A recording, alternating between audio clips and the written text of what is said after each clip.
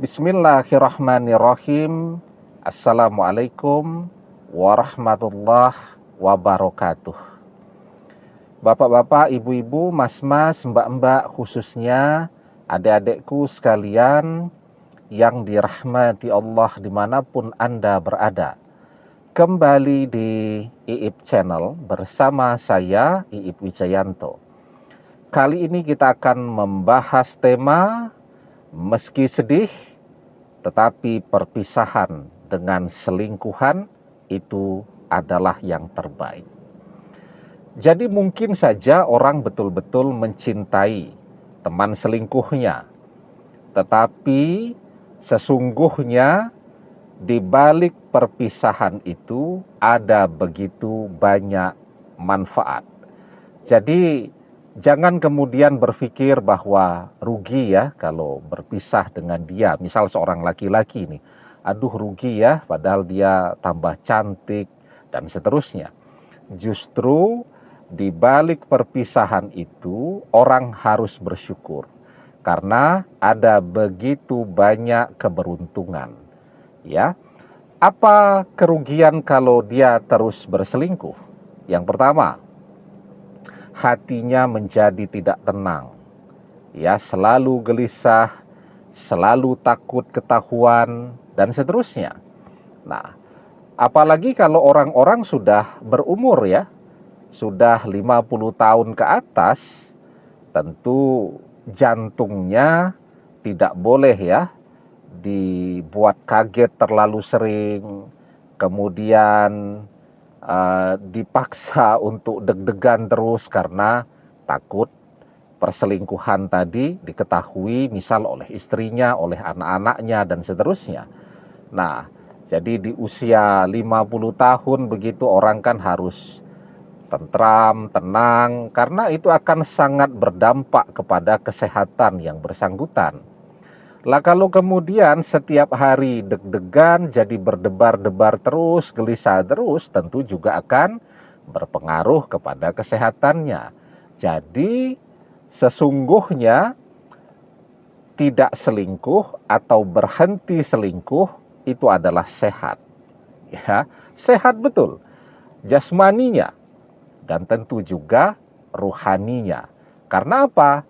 Karena tidak ada lagi yang perlu dia sembunyikan, ya. Nah, jadi itu adalah keuntungan sekaligus kerugiannya, ya. Jadi kalau orang berselingkuh, dia akan rugi terus karena selalu merasa gelisah, selalu merasa ketakutan. Dengan berhenti berselingkuh, maka keuntungannya dia akan merasa tenang, akan merasa tentram. Yang kedua, kerugian berselingkuh, dia jadi tidak jujur. Ya, harus berbohong, berbohong, dan berbohong terus. Papa mau kemana? Oh, ada tugas ngelembur di kantor malam hari. Kan bohong tuh, ya. Papa malam ini tidak pulang ya, Ma. Kenapa? Ada lembur di kantor, ya. Papa mungkin keluar kota 2 minggu ya, Ma. Ada tugas dari kantor. Padahal tidur atau nginap di rumah selingkuhannya. Maka lambat laun kan juga akan ketahuan tuh oleh istrinya. Kok kayaknya sibuk banget, pekerjaan tambah banyak, overtime terus, ngelembur terus, tapi setoran malah tambah kurang. Bagaimana ini? Nah, jadi ketidakjujuran itu juga akan membuat orang menjadi selalu gelisah. Nah, beruntungnya ketika orang berhenti selingkuh, dia bisa kembali menjadi orang yang jujur. Kejujuran itu akan mendatangkan ketentraman dan kebahagiaan untuk jiwa. Kalau kemarin-kemarin takut handphonenya ditaruh sembarangan karena nanti istrinya bongkar-bongkar, banyak rahasianya. Sekarang ya handphone mau ditaruh di mana saja, mau dilihat silakan saja. Ya, karena tidak ada rahasia apapun. Sehingga orang yang berselingkuh itu jadi stres, ya. Jadi stres sehingga kemudian berpengaruh kepada nafsu makannya, membuat dia kehilangan nafsu makan, juga membuat dia jadi tidurnya tidak nyenyak dan seterusnya. Nah, sehingga banyak orang yang berselingkuh bukannya kemudian menjadi lebih bahagia, tapi malah jadi kurus kering, jadi menua lebih tua daripada usianya. Itu yang kedua. Kemudian kerugiannya apalagi dari perselingkuhan tadi? Kerugiannya orang menjadi tidak bisa nabung, ya. Padahal kan kita bekerja tentu kita ingin menabung lah untuk hari tua kita, ya. Ketika kita sudah tua, kita pengennya tidak merepotkan anak-anak, tabungan cukup, ya. Tentu kan semua orang ada masa pensiun kerjanya, ya, ada masa produktif, ada masa pensiunnya. Nah, ketika dia pensiun, tentu income berhenti, maka makan minum kebutuhan sehari-hari tentu mengandalkan tabungan, ya. Kalau tabungannya berkecukupan, begitu kan tidak akan merepotkan anak-anaknya. Tapi kalau tabungan terkuras untuk berselingkuh terus, nanti di usia tuanya selingkuhannya juga tidak peduli kepada dia, anak-anaknya merasa direpotkan dan seterusnya. Nah, maka dengan berhenti berselingkuh, orang bisa menabung. Dengan berhenti berselingkuh, orang bisa kaya, ya. Kan hemat pangkal kaya.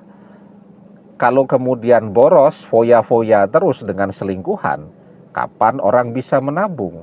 Kapan bisa kayanya? Nah, jadi itulah kenapa orang harus merasa beruntung.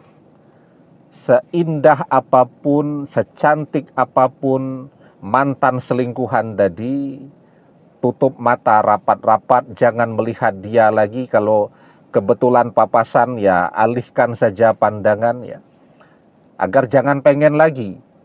Nah, dan selalu kedepankan rasionalitas, ya, bahwa memang orang merasa sedih, apalagi melihat selingkuhannya tadi jadi tambah keren, tambah menarik, tambah mempesona, ya.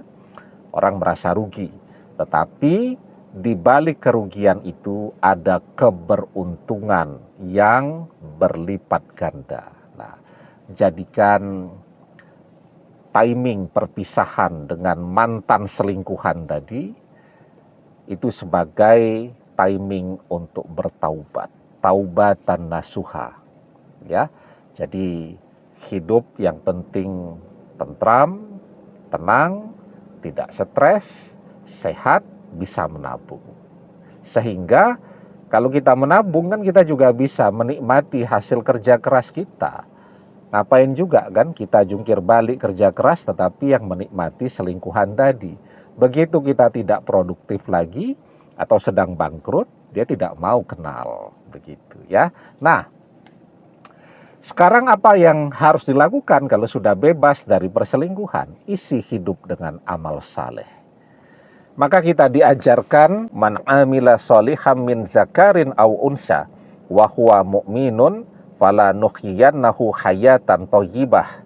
Barang siapa yang mengerjakan amal saleh, baik laki-laki maupun perempuan, dalam keadaan beriman, maka sesungguhnya akan kami berikan kepadanya kehidupan yang baik. Insya Allah bertaubat dari perselingkuhan, kemudian mengerjakan amal saleh, insya Allah hidupnya akan menjadi baik. Demikian, semoga bermanfaat. Wallahu a'lam bissawab, billahi taufik wal hidayah. Assalamualaikum warahmatullahi wabarakatuh.